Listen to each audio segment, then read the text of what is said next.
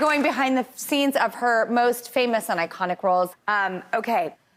Go to the Vanity Fair cover, if you don't mind. No one had done anything like this when you did this. But I think it's part of the whole exploration is that I felt like that my body wasn't good enough. And so everything was really almost putting myself in situations that forced my hand so that I was confronting my own insecurity, my own lack of self-worth, and the fact that I was doing this to myself. I was placing too much value on whether I was thin, and if I was thin, then I would be better, I would belong. Like, that's the intensity with which I placed it. So it's interesting in life how these particular roles and situations were called in.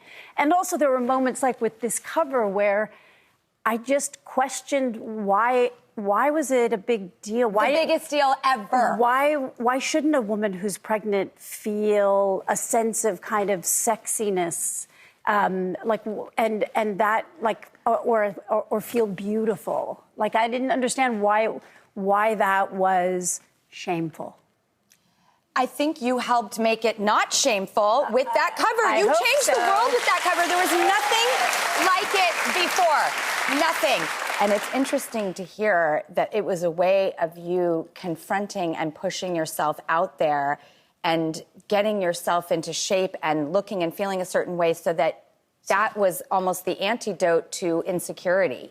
It's a way that I could kind of find a path to own it, to own myself. And by the time I finished G.I. Jane, where I was, this huge body with no hair, and then when it was over and I had no place to go with this, like, big body and no hair, and I realized I had changed my body over so many times that I didn't even know what my natural size was anymore. And I just surrendered.